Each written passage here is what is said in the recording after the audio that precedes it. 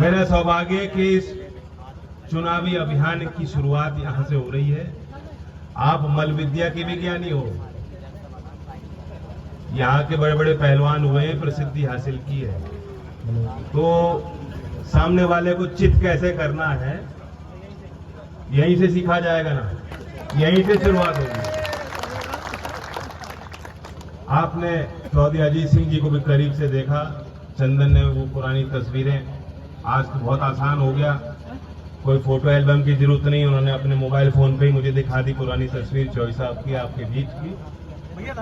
और सही बात तो ये है कि लगभग 40 साल मुजफ्फरनगर के घर घर से आशीर्वाद और समर्थन और सहयोग चौधरी अजीत सिंह जी को मिला, तभी वो उनकी कलम में जो स्याही थी या जो ताकत थी वह आपकी एक बड़ी देन थी, और वो भी पहले से चली आ रही है परंपरा।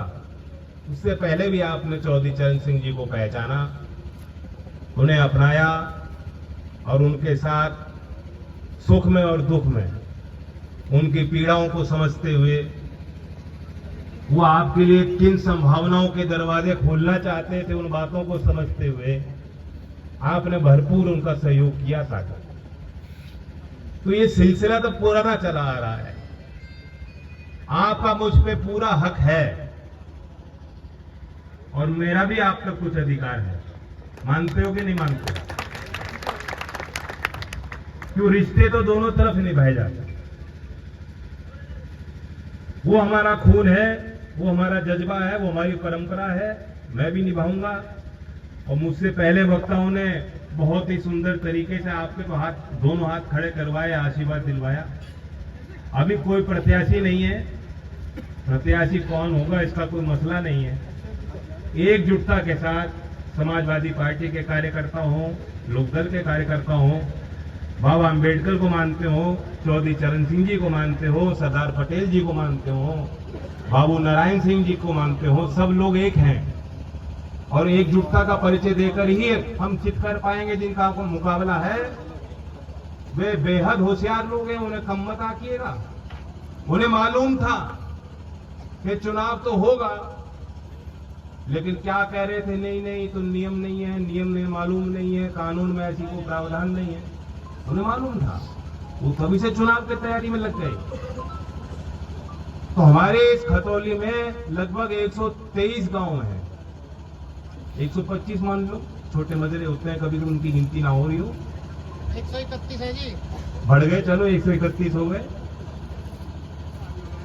हर बूथ में, हर गांव में, हर बस्ती में, हर नगर की छोटी सी छोटी गली में अगर आप इस चुनाव को अपना बना के लड़ लोगे तो कोई मजाल है क्या जीतो नहीं? जीत आपकी सुनिश्चित होगी। पिपलेड़ा की सरदारी से मैं कहने आया हूं, ये पिपलेड़ा की जीत होगी, तो पीछे मत रहना।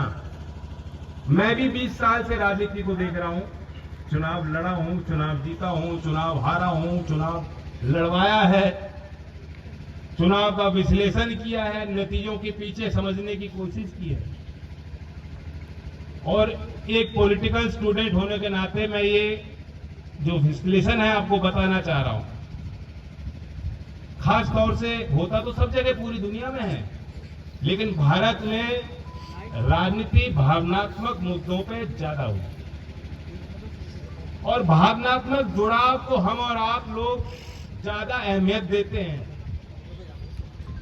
अब मूल जो मतदाता है उसकी अपनी परेशानियां होती हैं जीवन की, वो राजनीति के माध्यम से अपने जीवन में सुधार लाना चाहता है या देश को दिशा देना चाहता है, इसलिए मतदान करना चाहता है। लेकिन चुनाव आते आते आते वो बात कब बदल जाती है, वो अपने रास्ते से कब भटक जाता है, शायद उस मतदाता को खुद नहीं मालूम पड़ पाता। मैं भी जानता हूं, यहाँ बहुत लोग खींचे चले आए जो मुझसे प्यार करते हो, उन्होंने चौधरी साहब को देखा, बड़े चौधरी साहब को देखा, पार्टी के पुराने होंगे या गठबंधन के हमारे दोनों दल के पुराना उनका कोई सहयोग रहा होगा,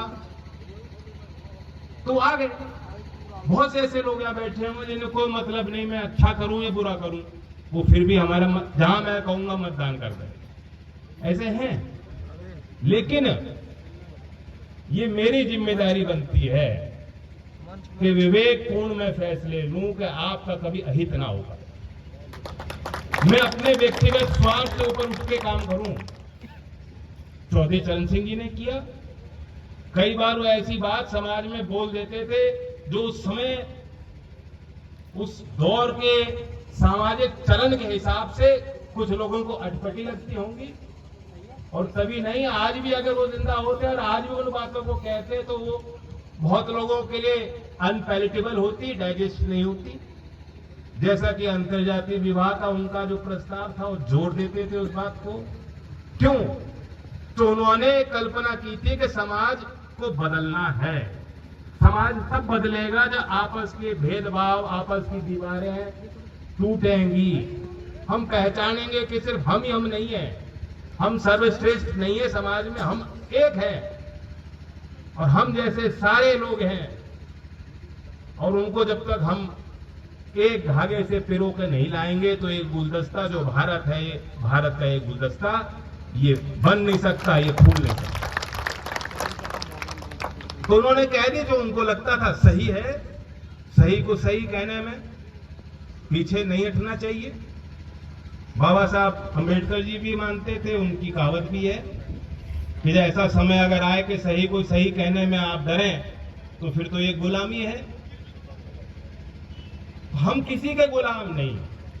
जिस तरह आज आपसे आंख मिलाकर हमारे गठबंधन का कार्यकर्ता आपके बीच काम कर सकता है, क्योंकि हमने किसी को दबाया नहीं, किसी को डराया नहीं, किसी के साथ बुरा नहीं किया, झूठ नहीं बोले। चौधरी अजीत सिंह जी ने कितनी सभाएं करी, कितने चुनावी कार्यक्रमों में आपने उनको देखा होगा। ये लालच तो होता ही है ना कि थोड़ी सी बात कह दो और भावनात्मक जुड़ाव ऐसा बन जाएगा, लोग भूल जाएंगे और पूरी वोट मिल जाएगी। क्योंकि राजनीति में तो गिनती अहमियत रखती है ना, कि गिनती कितनी है। चौधरी साहब चाहते अपनी गिनती बढ़ा देते। बड़े चौधरी साहब के कितने किस्से चुनावी सभा में गए प्रचार करने, उन्हें पता लग गया ये तो चुनाव बिगड़ रहा है क्योंकि हमारा उम्मीदवारी गलत है, वो कह दी बात। तो हमें ये भी विचार करना, आप सब बुद्धिजीवी हो, कुश्ती भी करनी है। हम फिजिकल सामर्थ्य भी हम में सबसे ज्यादा भागने का, कूदने का है, तो हम किसान के बेटे हैं, लेकिन यहां से भी काम लेना है। हमारे मुद्दे क्या हैं? आप मुझसे प्यार करते हो, वोट दो, अच्छा है। अगर मैंने आपसे के साथ कभी गलत किया तो मुझे दंड दे देना, मैं तो खुले मन से दिल से कह रहा हूं। लेकिन आज वो लोग जिन्होंने कहा था 50 दिन दे दीजिए, 50 दिन की मोहलत मांगता हूं, फिर किसी भी चौराहे पे मुझे दंड देना, आज वो लोग चर्चा क्यों नहीं करते?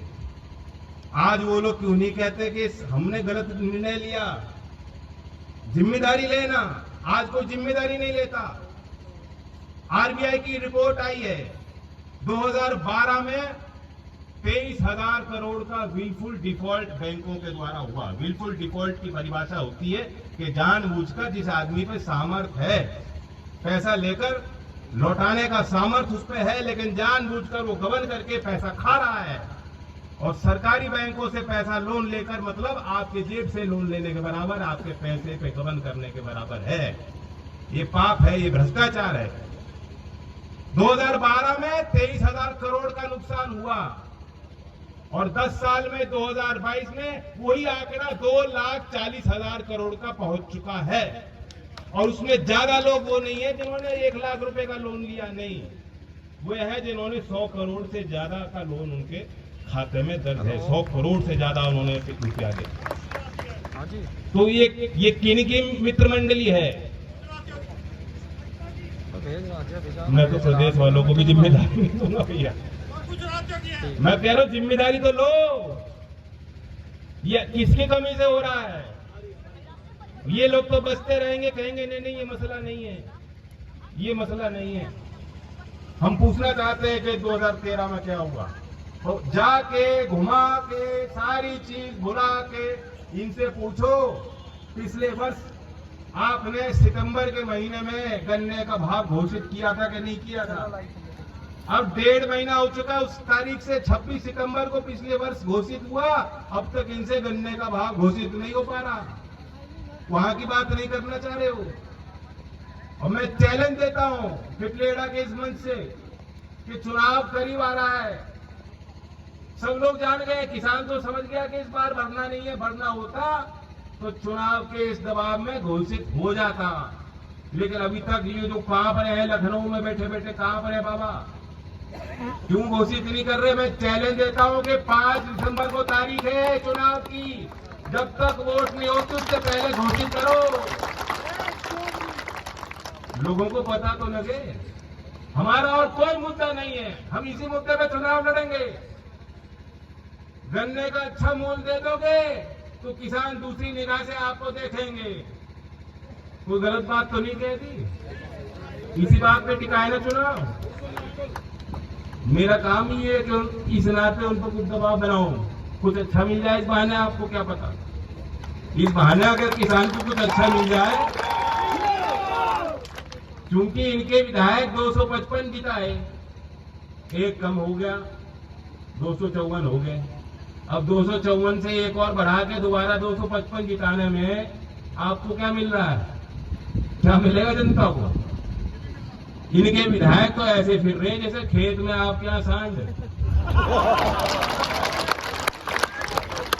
कोई ना पूछता ना भगा सकता उनको। तो ये सांडों को खूब खुराक दिया आपने 5.5 साल में, इन्हें और खुराक देनी है। ये ऐसे निजात चाहते हो?